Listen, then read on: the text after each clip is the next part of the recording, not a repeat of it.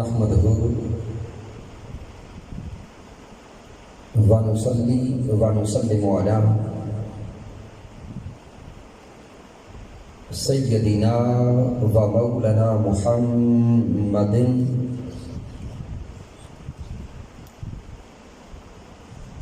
نبي الأمين المكين الكريم الرؤوف الرحيم. أما بعد فأعوذ بالله من الشيطان الرجيم. بسم الله الرحمن الرحيم. قال الله تبارك وتعالى في القرآن المجيد: وَلَقَدْ يَسَّرْنَا الْقُرْآنَ لِلذِّكْرِ فَهَلْ مِن مُدَّكِرٍ. وقال اللہ تبارک و تعالی: وَلَمَّا بَلَغَ أَشُدَّهُ آتَيْنَاهُ حُكْمًا وَعِلْمًا. صدق اللہ مولانا العظیم. مولا یصلی وسلم دائما ابدا علی حبیبک خیر الخلق کلہم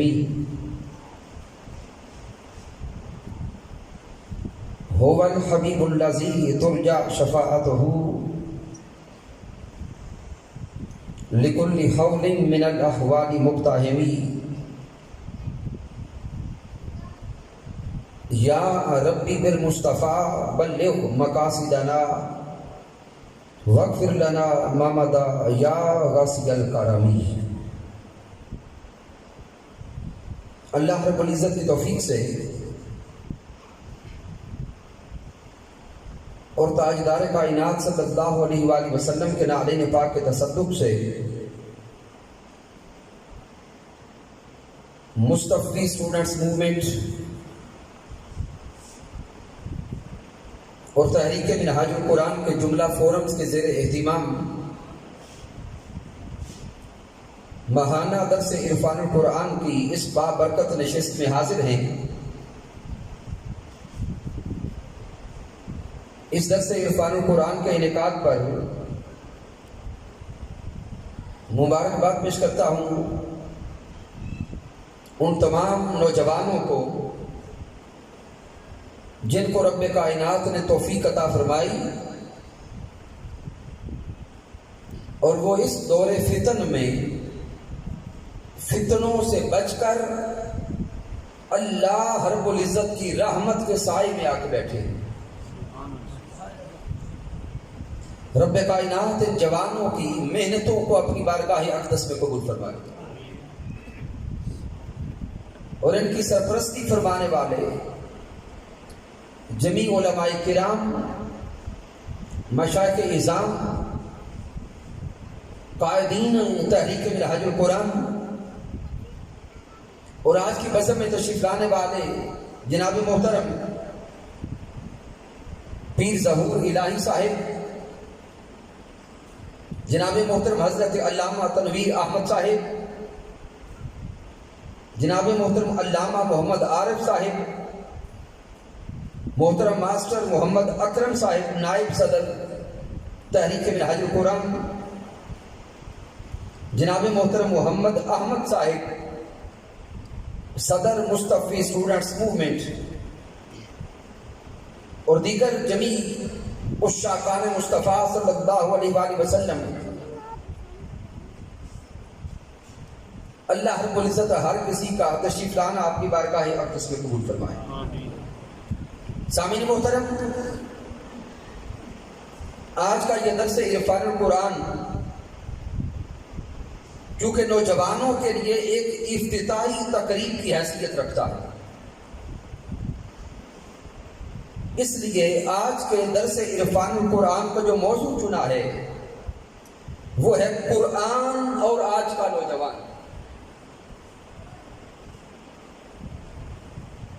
سامعین، سب سے پہلے ہم لفظ قرآن کو دیکھیں گے،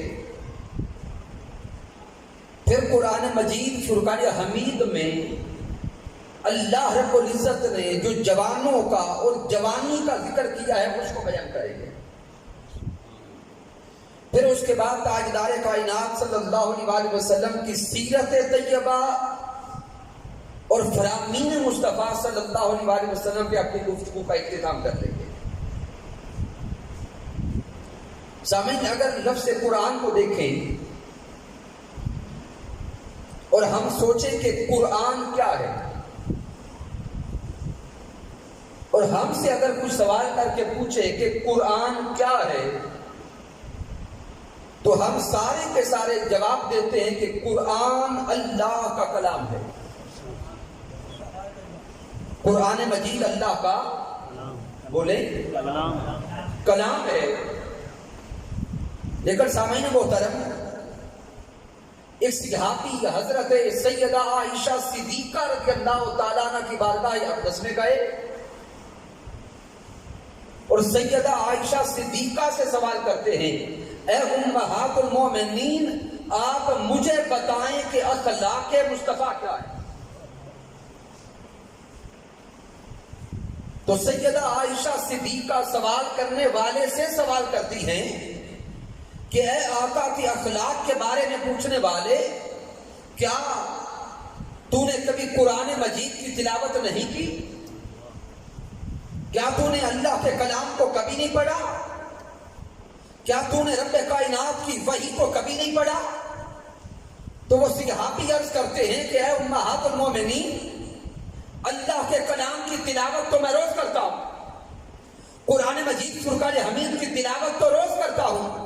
تو سیدہ عائشہ صدیقہ فرماتی ہیں، پھر سمجھ لو کانا خلقہ القرآن، یہ سارے کا سارا قرآن اخلاق محمد مصطفیٰ ہے. سبحان اللہ، سبحان اللہ، سبحان اللہ. جناب محترم چودھری محمد وسیم ہمایوں صاحب تشریف لائے، محترم غزنفر صاحب صاحب تشریف لائے، محترم ساجد چیمہ صاحب تشریف لائے.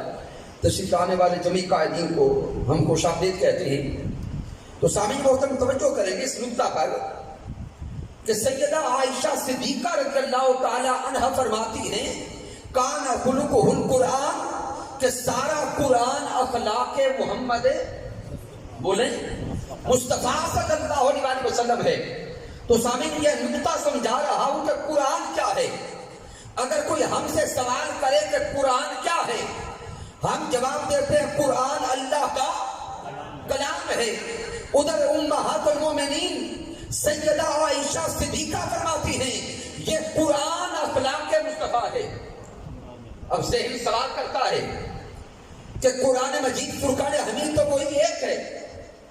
اب قرآن مجید ایک اعتبار سے بنا اللہ کا کلام اور سیدہ عائشہ صدیقہ کے فرمان سے بنا اخلاق محمد مصطفیٰ.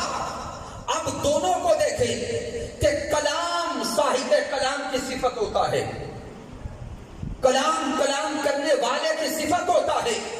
اگر قرآن کو اللہ کا کلام مانے تو کلامی اعتبار سے، نزولی اعتبار سے، نسبت الہی کے اعتبار سے قرآن صفت خدا بنتا ہے. اسی قرآن کو اگر اخلاق مصطفیٰ مانے تو اخلاق بھی صاحب اخلاق کی صفت ہوتا ہے. تو اخلاقی اعتبار سے، عملی اعتبار سے یہ قرآن صفت مصطفیٰ بنتا ہے. سبحان اللہ، سبحان اللہ. سامعین توجہ کرم نقطہ ہے کہ قرآن ایک ہے. اس قرآن مجید کے وہی 30 پارے، 114 سورتیں، 7 منزلیں، کم و بیش 78,000 الفاظ. قرآن مجید ایک. اگر نزولی اعتبار سے دیکھیں تو یہ صفت خدا ہے، عملی اعتبار سے دیکھیں تو صفت مصطفیٰ ہے. انسان کی عقل سوال کرتی ہے جب کلام ایک ہے تو دو کی صفات کیسے بن گیا؟ سبحان اللہ. جب کتاب ایک ہے تو دو کی صفات کیسے بن گیا؟ تو وقت کے مجدد حضور شیخ الاسلام ڈاکٹر محمد طاہر القادری مدثر اللہ علیہ یہ عقدہ حل فرماتے ہیں. آپ فرماتے ہیں کہ یہ اللہ کا کلام کم و بیش 23 سالوں میں ذات مصطفیٰ پہ اترا. اللہ کا کلام 23 سالوں میں کلمہ مصطفیٰ پہ اترا، ذات مصطفیٰ پہ اترا. اس کلام کی ہر آیت آیت میں اللہ کی صفات کا رنگ ہوتا. سبحان اللہ سبحان اللہ. ہر آیت اللہ کا رنگ لے کے اترتی. کسی آیت میں اللہ کی صفات کا رنگ, کسی آیت میں اللہ کے شمائل کا رنگ, کسی آیت میں اللہ کے قصائد کا رنگ, کسی آیت میں اللہ کے جلووں کا رنگ, کسی آیت میں اللہ کی عطاؤں کا رنگ. ارے 23 سال یہ اللہ کا رنگ ذات مصطفیٰ پہ اترتا رہا. جب اللہ کا رنگ صفات کی صورت میں ذات مصطفیٰ پہ اترتا تو صفات مصطفیٰ صفات خدا میں فنا ہو جاتی. جب اللہ کے شمائل کا رنگ شمائل مصطفیٰ پہ اترتا تو شمائل مصطفیٰ شمائل خدا میں فنا ہو جاتے. جب خزائن خدا کا رنگ خزائن مصطفیٰ پہ اترتا تو خزائن مصطفیٰ خزائن خدا میں فنا ہو جاتے. ارے 23 سالوں کے بعد پوری ذات مصطفیٰ اللہ کے رنگ میں رنگی جا چکی تھی. 23 سالوں کے بعد ذات تو مصطفیٰ کی تھی لیکن رنگ سارے کا سارا خدا کا تھا. سبحان اللہ. نعرہ تکبیر, نعرہ رسالت, نعرہ حیدری. سبحان اللہ. جب 23 سال گزرے سامنے والے دیکھتے پیکر تو مصطفیٰ کا نظر آتا, چہرہ بندوہا تو مصطفیٰ کا نظر آتا, پیکر بشری تو مصطفیٰ کا نظر آتا, ظاہر تو مصطفیٰ کا نظر آتا, لیکن چہرہ مصطفیٰ میں جلوہ خدا کا نظر آتا. اس لیے سیدہ عائشہ صدیقہ رضی اللہ تعالیٰ نے فرمایا کانا خلقہ القرآن. اگر اللہ کے کلام کو عملاً دیکھنا ہو, کردار میں دیکھنا ہو, سیرت میں دیکھنا ہو تو پیکر مصطفیٰ کو دیکھو, کردار مصطفیٰ کو دیکھو, اخلاق مصطفیٰ کو دیکھو, زبان مصطفیٰ کو دیکھو, انداز مصطفیٰ کو دیکھو. ارے دیکھتے انداز مصطفیٰ کے جاؤ گے قرآن سارے کا سارا کھلا ہوا نظر آتا جائے گا. سبحان اللہ سبحان اللہ. سامعین محترم, یہ ہے قرآن کیا کہنے دی واہ. اور یہ ہے درس عرفان القرآن. اس درس عرفان القرآن میں قرآن کا عرفان ملتا ہے, قرآن مجید کے ساتھ تعلق جڑتا ہے, قرآن کی معرفت ملتی ہے, قرآن کا فہم ملتا ہے, قرآن کا ادراک ملتا ہے. اور جان لیں قرآن مجید کا فہم اس وقت تک نہیں مل سکتا جب تک صاحب قرآن کے ساتھ تعلق نہ جڑا جائے. چونکہ وقت مختصر ہے اس لیے میں آیت کریمہ کی تفصیلی بحث کی طرف نہیں جا رہا, کیونکہ آج کا ہمارا عنوان ہے قرآن اور آج کا نوجوان.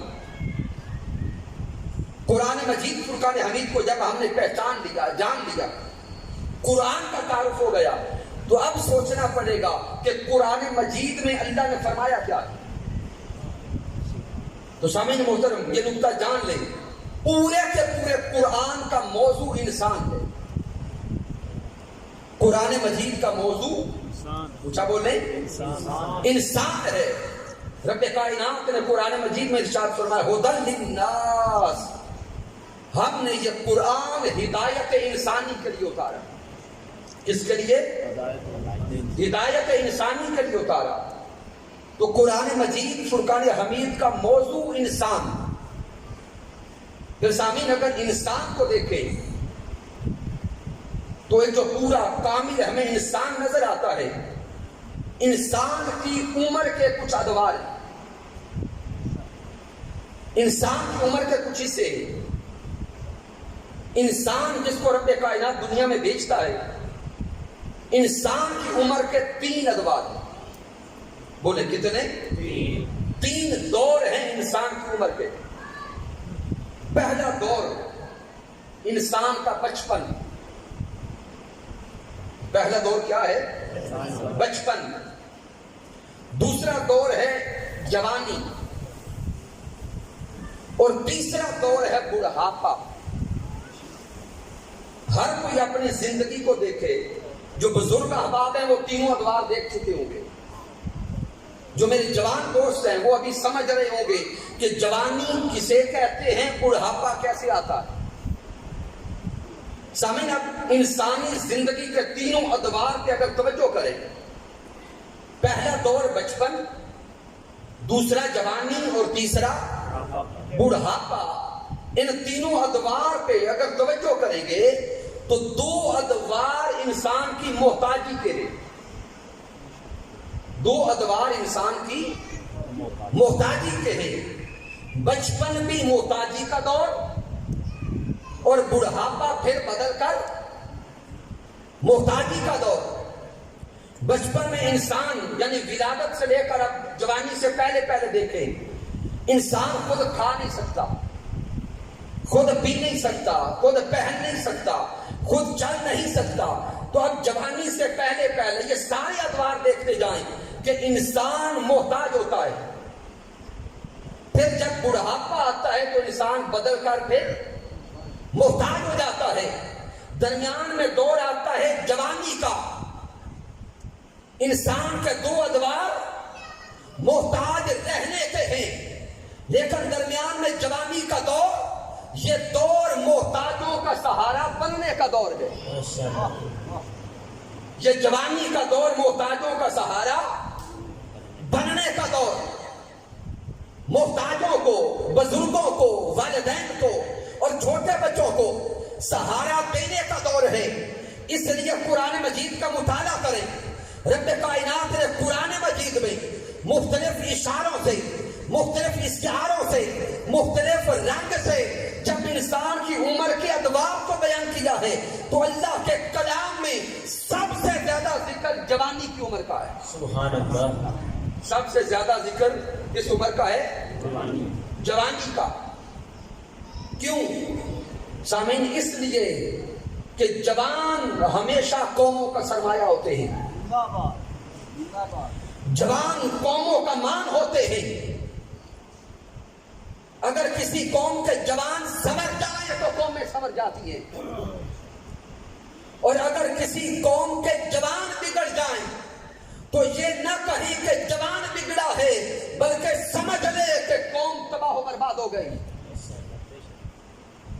پوری روئے زمین پر جتنے بھی انقلاب نظر آتے ہیں، سب انقلابات کو اٹھا کے دیکھیں، جب جوان اٹھا ہے اس نے تاریخ کا دہارا بدل کے رکھ دیا۔ جوانوں نے انداز حیات بدل کے رکھ دیا۔ جوان سمر گئے تو قومیں سمر گئی۔ اب سامعین محترم، قرآن مجید فرقان حمید سے میں صرف چند اشارات دوں گا تاکہ وقت کے اندر رہتے ہوئے موضوع سمجھ آ جائے۔ رب کائنات نے سورۃ الانبیاء میں حضرت ابراہیم علیہ السلام کا ذکر کیا، اور مالک کائنات نے ارشاد فرمایا کہ حضرت ابراہیم علیہ السلام نے جب نمرود سے ٹکر لی تو وہ عمر کیا تھی؟ یہ سورۃ الانبیاء ہے، آیت مبارکہ نمبر 51 سے لے کے 70 تک یہ پورا واقعہ پڑھتے چلے جائیں۔ جب حضرت ابراہیم علیہ السلام نے ان جھوٹے بتوں کو، خداؤں کو توڑا تھا، اس واقعہ کے بعد جب وہ واپس لوٹے، وہ کفار، وہ مشرک، اب وہ آپس میں باتیں کرتے کہ ہمارے خداؤں کو کس نے توڑا۔ وہاں پہ اللہ کا کلام فرماتا ہے کہ وہ بول کے کہنے لگے، قالوا سمعنا فتى یذکرہم یقال لہ ابراہیم۔ وہ سارے مشرک کہتے ہیں کہ ہم نے ایک جوان کو ان خداؤں کے خلاف بولتے سنا تھا، اس جوان کا نام ابراہیم ہے۔ سبحان اللہ، ماشاءاللہ۔ قالوا سمعنا فتى، وہ بولنے والا کس عمر کا تھا؟ کیا بولے؟ جوان۔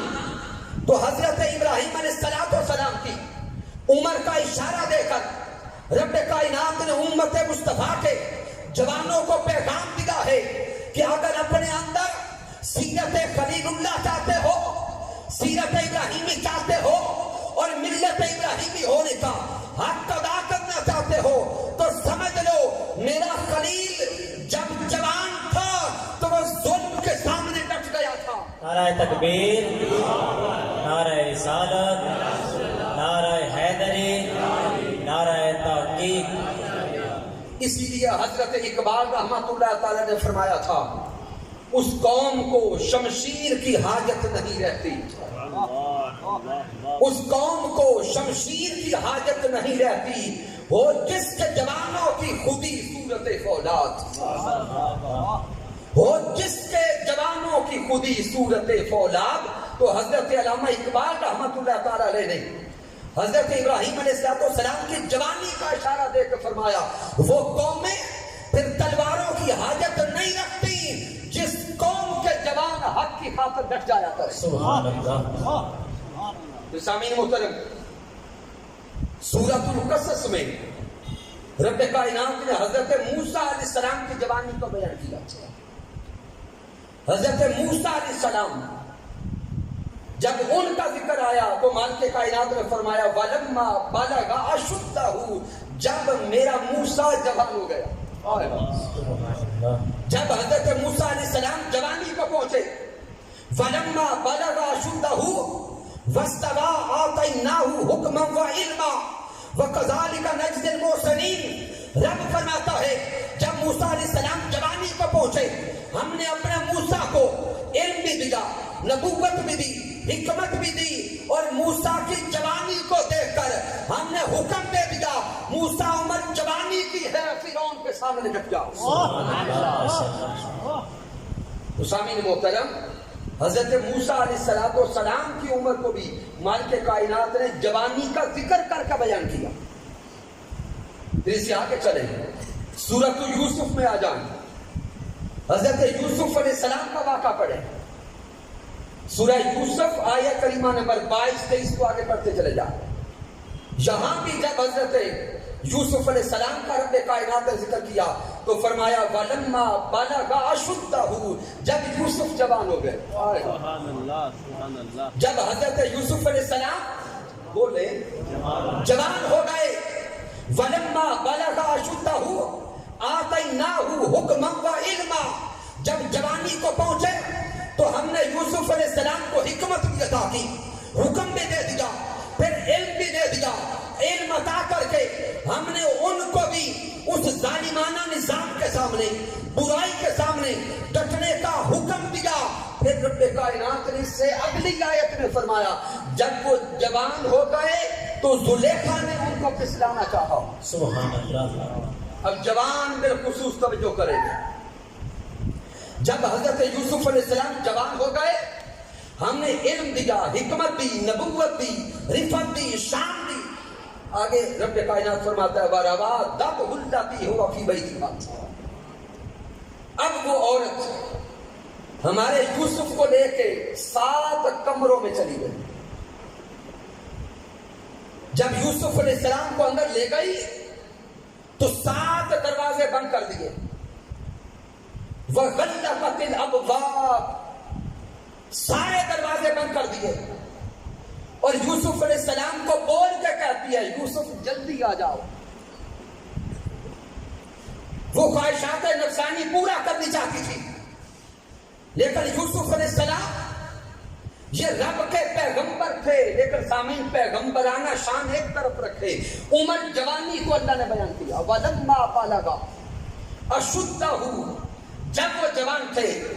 یہ عمر کا ذکر کر کے رب کائنات اشارہ دے رہا ہے امت مصطفیٰ کے جوانوں کو کہ جوانوں جب جوانی کی عمر آتی ہے یہ دنیا پھسلاتی ہے. سبحان اللہ. جب جوانی عروج میں جاتی ہے تو دنیا کی خواہشات نفسانی، یہ دنیا کی لذتیں، دنیا کی برائیاں، یہ میرا روی، یہ فتنہ پرستی اس جوان کو اپنی طرف متوجہ کرتی ہے. اے جوانوں، اس مادیت کے دور میں، اس فتنہ کے دور میں، ظلم کے دور میں آپ کو بھی پھسلایا جاتا ہوگا. اگر پھسلن کا وقت آ جائے تو یوسف علیہ السلام کو یاد کر لیا کرو.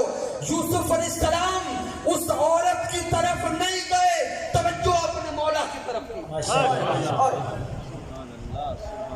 یوسف علیہ السلام نے توجہ اپنے مولا کی طرف کی، رب کی طرف توجہ کر کے اس دروازہ کی طرف دوڑے جو دروازہ بند تھا. توجہ کرنا، آذان جا کے بات ہو جائے گی. حضرت یوسف علیہ السلام اس دروازے کی طرف دوڑے جو دروازہ بولے بند تھا. لیکن جب ارادے پختہ ہو، نیت نیک ہو، توکل رب پر ہو، پھر جب دوڑ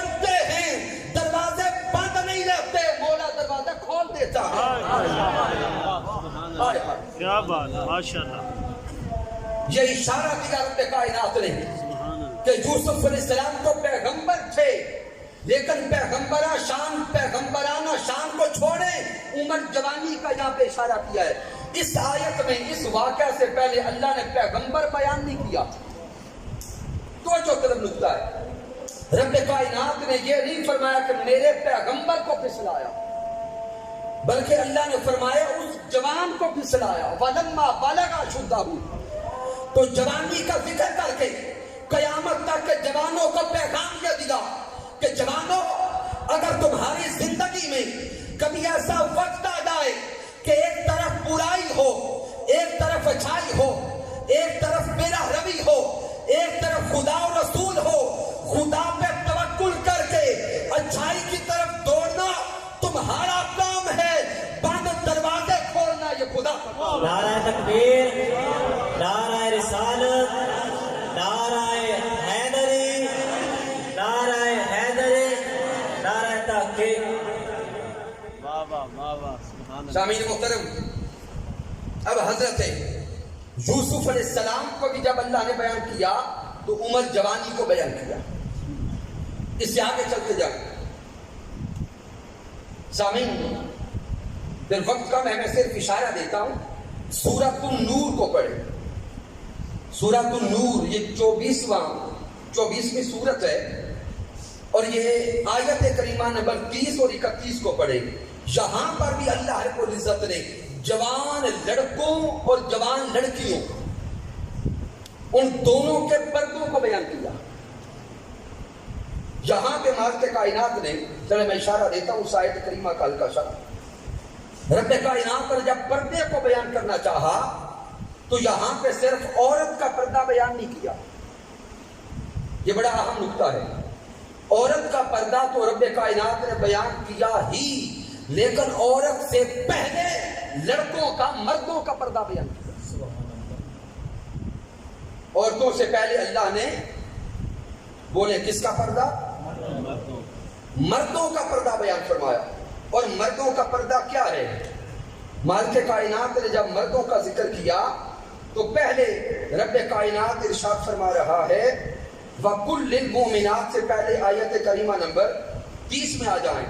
مالک فرماتا ہے قُلْ لِلْمُؤْمِنِينَ يَغُضُّونَ مِنْ أَبْصَارِهِمْ، رب کائنات فرماتا ہے مومن مرد جب وہ گھروں سے نکلے تو وہ اپنی نگاہوں کو پردے میں رکھے، اپنی نگاہوں کو بولیں پردے میں رکھے، نگاہوں کو جھکا کے رکھیں۔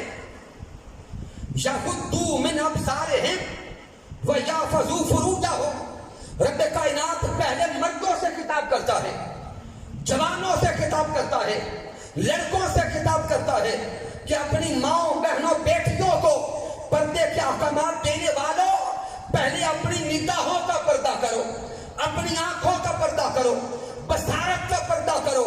اگر جوانوں میں، مردوں میں آنکھوں کا، نگاہوں کا پردہ آ جائے تو بیٹیوں میں خود پردہ نظر آنے لگے گا۔ ماشاءاللہ، ماشاءاللہ۔ سبحان اللہ، سبحان اللہ۔ سامعین، رب کائنات نے سورۃ النور میں یہ پردے کو بیان کر کے مردوں اور بالخصوص جوانوں کو پیغام دیا۔ آج کا دور بڑے دکھ کے ساتھ کہنا پڑتا ہے، دور تو آئیڈیلزم کا ہے، دور تو برانڈز کا ہے۔ ہر کوئی چاہتا ہے کہ میں یوز برانڈ کروں اور کوئی نہ کوئی میرا آئیڈیل بھی ہو۔ لیکن سامعین محترم، اگر معاشرے میں پھر کر دیکھیں تو آج کے جوان کا آئیڈیل کوئی دنیا کا ہیرو بن گیا ہے۔ بے شک۔ آج کے جوان کا آئیڈیل کوئی بے راہ روی کا شکار انسان بن گیا۔ آج کے جوان کا آئیڈیل کوئی دنیا پرست بن گیا، جبکہ مالک کائنات نے قرآن مجید میں اعلان فرمایا تھا لَقَدْ كَانَ لَكُمْ فِي رَسُولِ اللَّهِ أُسْوَةٌ حَسَنَةٌ۔ اللہ نے فرمایا اگر آئیڈیل چاہتے ہو، کوئی آئیڈیل پرسنالٹی چاہتے ہو تو کائنات کی ابتدا سے لے کر انتہا تک سب سے آئیڈیل مصطفیٰ کو بنا سکتا. محمد مصطفیٰ جیسا نہ کوئی بنا نہ کوئی بن سکا. اس لیے اگر کسی کو آئیڈیل رکھنا چاہتے ہیں تو خدا کے لیے ذات مصطفیٰ کو آئیڈیل بنا. اگر کسی کے حسن پہ مرنا چاہتے ہیں تو حسن مصطفیٰ کے متوالے بن جائیں.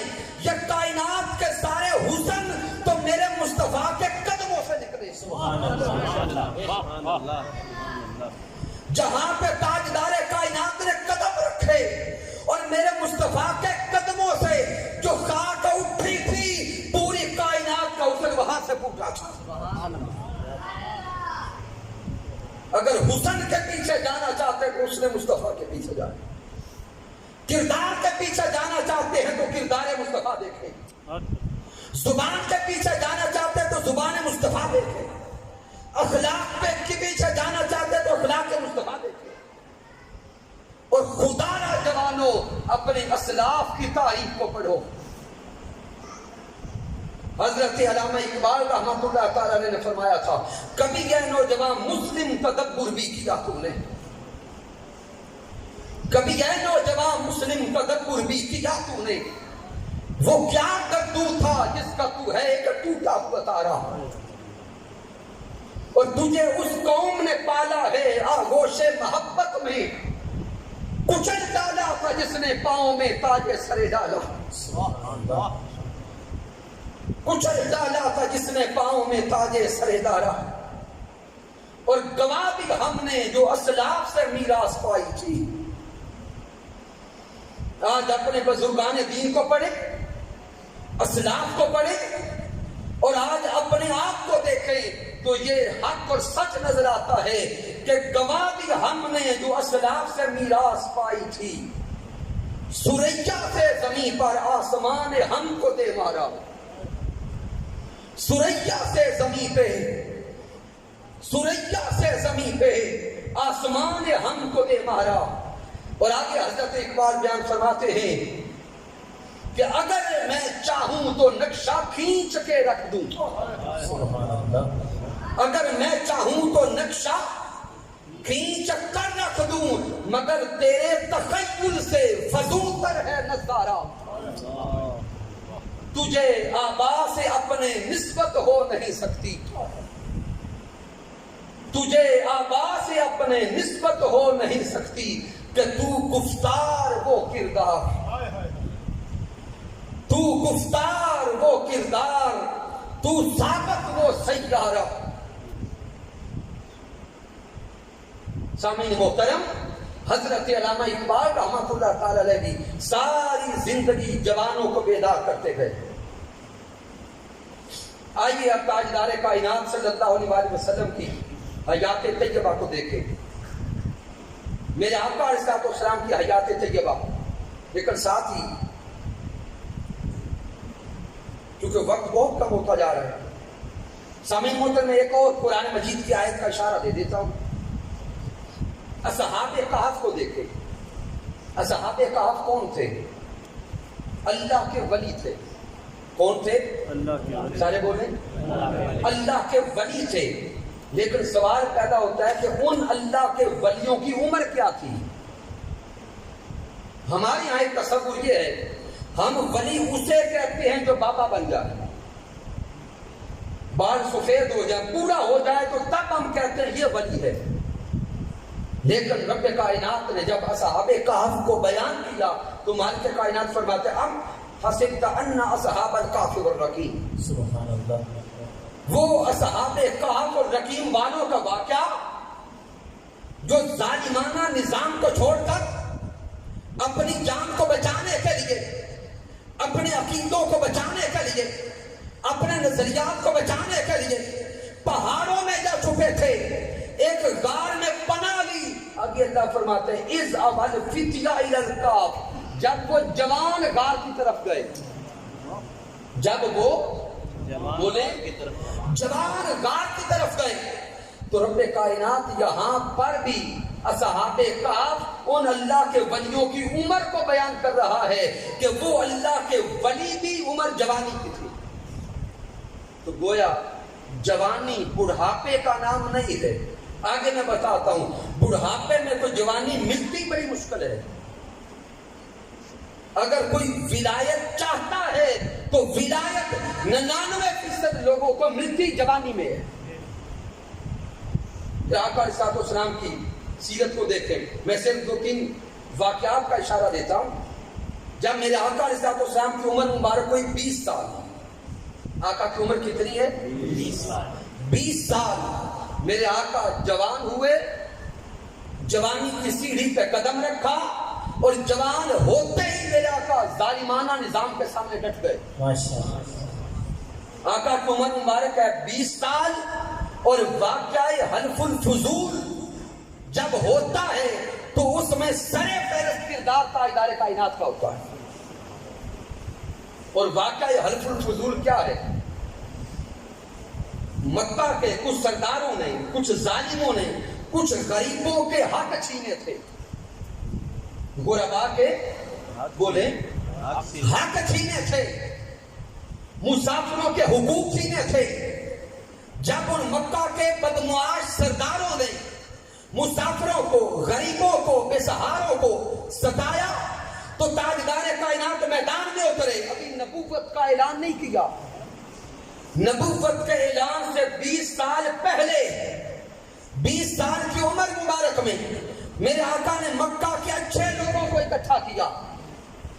ان کو میرے آقا نے نالج دیا، علم دیا، امن سکھایا، اور امن سکھا کر ایک معاہدہ پاس کیا کہ آج کے بعد اس مکہ کی سرزمین پر جو بھی غریبوں کا حق چھینے گا ان کے سامنے محمد مصطفیٰ کھڑے ہو. نعرہ تکبیر، نعرہ رسالت، نعرہ تحقیق، نعرہ حیدری. پھر سامعین اس سے آگے چلیں. جب آقا کی عمر مبارک 25 سال ہوئی، عمر مبارک 25 سال ہوئی تو حضرت سیدہ خدیجہ الکبریٰ رضی اللہ تعالی عنہا کا سامان تجارت لے کے چلے. یہ 23, 24, 25 سال کی عمر کی بات ہے. اب سامعین محترم جہاں کو اشارہ دینا چاہتا ہوں، میرے آقا نے تجارت کا آغاز کیا، لیکن اس تجارت میں دیانت داری اور امانت داری سب سے پہلے رکھی. آج کے دور کی تجارت کو دیکھ لیں. ہم کلمہ تو پیارے آقا کا پڑھتے ہیں، لیکن سب سے بڑے فراڈ آج کی تجارت میں. اور میرے سونے مصطفیٰ اس فراڈ کے دور میں بھی میرے آقا اصل اور حقیقت، صداقت، دیانت اور امانت کا ایسا پرچم لے کے اٹھتے ہیں کہ سیدہ خدیجہ الکبریٰ خود نکاح کی آفر کرتی ہے. سبحان اللہ، ماشاءاللہ. یہ عمر مبارک 25 سال. پھر جب آقا کی عمر مبارک 35 سال ہوتی ہے تو مکہ کا سب سے بڑا امن معاہدہ میرے آقا کرواتے ہیں. عمر مبارک 35 سال. واقعہ آپ کے علم میں ہوگا، اشارہ دوں گا بس. جب کعبۃ اللہ کی تعمیر ہو رہی تھی اور حجر اسود کی تنصیب کا موقع تھا، مکہ کے سارے سردار آمنے سامنے کھڑے ہو گئے. ہر کوئی کہتا حجر اسود ہم لگائیں گے، ہر کوئی کہتا حجر اسود ہم لگائیں گے. تلواریں نکل آئیں، کوئی فیصلہ نظر نہیں آ رہا تھا عمل کا. اب سب نے سوچا، آپس میں ارادہ کیا، معاہدہ کیا کہ حجر اسود نصب وہ کرے گا جو کل حرم میں پہلے آئے گا. سبحان اللہ.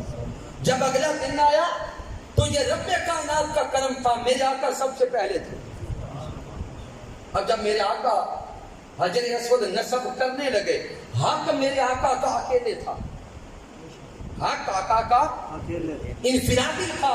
لیکن سونے آقا کی حکمت پہ صدقے جائیں، آقا کے انداز حجات پہ صدقے جائیں. میرے آقا نے فرمایا چادر بچھاؤ. چادر بچھ گئی، حجر اسود آقا نے اس کے اوپر رکھا، اور جتنے مکہ کے سردار تھے سب کو کہا کہ سارے ہاتھ ڈالو، سب کا حصہ آ جائے. سبحان اللہ. تو میرے آقا نے مکہ کا اس دور کا سب سے بڑا امن معاہدہ کروایا اور معاشرے میں امن کا باعث بنا. پھر جب 40 سال کی عمر مبارک کو پہنچے تو مالک کائنات نے نبوت کے اعلان کا حکم دے دیا. سامعین محترم، یہ جوانی، یہ مصطفیٰ ہے.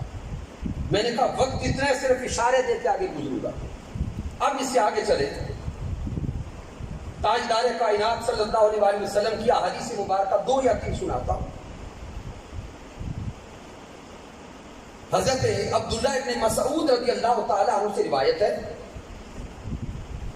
اور اس حدیث مبارکہ کو امام مسلم نقل کرتے ہیں. میرے آقا نے فرمایا کہ جب قیامت کا دن ہوگا، نفسا نفسی کا عالم ہوگا، کوئی بھی انسان اس وقت تک رب کی بارگاہ کے سامنے سے ہٹ نہیں سکے گا جب تک 5 سوالوں کے جواب نہ دے دے. اب ہر انسان متوجہ ہو جائے. میرے آقا نے فرمایا کہ یوم قیامت رب کی بارگاہ میں جب تک کوئی 5 سوالوں کے جواب نہ دے لے گا تب جنت نہ جا سکے گا. اب میرے آقا نے فرمایا پہلا سوال، میرے آقا علیہ السلام نے فرمایا ان عمر ہی فیما افناہ. مالک کائنات پہلا سوال کرے گا، بندے میں نے تمہیں زندگی دی، تمہیں عمر دی، تمہیں حیاتی دی، آج بتاؤ اپنی عمر کہاں گزار کے آئے ہو. ہر کوئی سوچے رب کائنات ساری عمر کے بارے میں پوچھ رہا کہ زندگی کہاں پہ گزاری. پھر آقا نے فرمایا اللہ دوسرا سوال کرے گا، وَعَنْ شَبَابِهِ فِيمَا أَبْلَاهُ. رب پوچھے گا بندے میں نے جوانی دی تھی، آج بتا جوانی کہاں گزاری ہے. میرے جوان بھائی بالخصوص سوچے، آج آپ کے پاس موقع ہے، آج وقت ہے. کل قیامت کے دن رب کائنات کی بارگاہ میں سوال ہوگا کہ بندے بتا جوانی کہاں گزار کے آیا. کیا جوانی چوکوں میں گزاری ہے یا درود و سلام پڑھتے گزاری ہے؟ کیا جوانی بے راہ روی اور بے حیائی میں گزاری ہے یا دروس عرفان و قرآن کو سجاتے گزاری ہے؟ درس عرفان و قرآن سجانے والوں اور اس بزم کا انعقاد کرنے والے جوانوں مبارک ہو. اپنی ساری جوانی کو اس مشن کے ساتھ جوڑ دو، مشن کے لیے قربان کر دو. یہ جوانی صرف مشن کے لیے نہیں ہے، یہ کل قیامت کے دن کے سوال کا جواب تیار ہو رہا. سبحان اللہ. میرے آقا نے فرمایا دوسرا سوال ہوگا، بتاؤ جوانی کہاں گزار کے آئے. پھر آقا نے فرمایا تیسرا سوال ہوگا، وَمَالِهِ مِنْ أَيْنَ اكْتَسَبَهُ. رب پوچھے گا بتاؤ مال کیسے کمایا تھا. اپنا مال بولے گھبرا تو نہیں گئے، یہ قیامت کے دن سوال ہوں گے. بولو اپنا مال کیسے کمایا تھا، کیا حلال کمایا تھا یا حرام کمایا تھا؟ کیا رشوت خوری کا مال تھا، حرام خوری کا مال تھا یا حلال کے ذریعے تھے؟ قیامت کے دن اللہ کے سامنے یہ سوال ہوگا. پھر آگے چوتھا سوال ہوگا فیما انفقہ. اب بتاؤ وہ جو مال کمایا تھا وہ لگایا کہاں تھا، وہ مال تم نے خرچ کہاں پہ کیا تھا، یہ اگلا سوال. اور پانچواں سوال ہوگا وماذا عمل فیما علم. اب یہ بتاؤ جیسا علم تھا کیا عمل بھی ویسے تھے. یہ 5 سوال رب کی بارگاہ میں ہوں گے. پھر سامعین محترم امام بخاری نقل کرتے ہیں، امام مسلم نقل کرتے ہیں، متفق پر ہے حدیث مبارکہ. میرے آقا نے فرمایا کہ قیامت کے دن 7 قسم کے آدمیوں پہ اللہ کی رحمت کا سایہ ہوگا. بس آخری چند منٹ سے 7 قسم کے لوگوں پہ اللہ کی رحمت کا سایہ ہوگا. ان میں میرے آقا نے فرمایا ایک وہ شاب نشاء فی عبادہ، وہ جوان جس نے اپنی جوانی عبادت میں گزاری ہے وہ اللہ کی رحمت میں ہوگا. سبحان اللہ. وہ اللہ کی رحمت میں ہوگا. اور آخری حدیث مبارکہ جو دے رہا ہوں، میرے پیارے آقا علیہ السلام نے ارشاد فرمایا ان اللہ یحب الشاب التائب. آقا فرماتے ہیں مالک کائنات جوانی میں توبہ کرنے والوں سے محبت کرتا ہے. ہائے ہائے. اللہ جوانی میں توبہ کرنے والوں سے بولیں محبت محبت کرتا ہے. اس لیے جوانوں جوانی میں توبہ کر لو, رب کو راضی کر لو, رب کے رسول کو راضی کر لو, چونکہ حضرت مولانا روم نے فرمایا تھا کہ در جوانی توبہ کردن شیوائے پیغمبری. اگر جوانی میں توبہ کرو گے تو اللہ ولی بنائے گا. سبحان اللہ. جوانی میں توبہ کرے تو اللہ ولایت عطا کر دے گا. اس لیے آج کا یہ درس عرفان القرآن میرے جوان بھائیوں نے سجایا, مصطفی اسٹوڈنٹس موومنٹ کے عظیم شاہینوں نے سجایا. رب کائنات کی بارگاہ میں دعا کرتے ہیں کہ مالک کائنات ان شاہین صفت جوانوں کو شاہین کا کردار عطا کرے, شاہین کی صفات عطا کرے. رب کائنات ان جوانوں کو حضور شیخ الاسلام ڈاکٹر محمد طاہر القادری مدد اللہ علی کا فیض روحانیت بھی عطا کرے, فیض علمیت بھی عطا کرے, اور فیض محبت بھی عطا کرے. میں منڈی بہاؤدین سے اپنے قائدین تشریف لانے والوں کو بار دیگر خوش آمدید اور شکریہ ادا کرتا ہوں. محترم جناب چودھری وسیم ہمایوں صاحب, یہ آج جو کچھ میں نے بیان کیا ہے سامعین محترم, اس میں کم و بیش کوئی 70-80% حصہ محترم چودھری وسیم ہمایوں صاحب کا ہے. ماشاءاللہ. رب کائنات ان کو ہمیشہ سلامت رکھے, آپ تمام احباب کو رب کائنات سلامت رکھے. کی محمد سے وفا تو نے تو ہم تیرے ہیں, یہ جہاں چیز ہے کیا لوح و قلم تیرے ہیں. میں نے جو کچھ بیان کیا اگر اس میں کچھ کمی ہے, کوئی کجی ہے, کوئی غلطی ہے تو سامعین وہ میری طرف سے ہے, رب کائنات معاف کر دے. اگر اس میں کوئی اچھائی اور کمال ہے تو اللہ کی عزت کی قسم میرا کوئی کمال نہیں, مالک کائنات کا کرم ہے, تاجدار کائنات صلی اللہ علیہ وسلم کی رحمت ہے, اور میرے قائد, میرے مربی, میرے استاذ حضور شیخ الاسلام ڈاکٹر محمد طاہر القادری مدد اللہ علی کی صحبت کا فیضان ہے. وما علینا الا البلاغ المبین.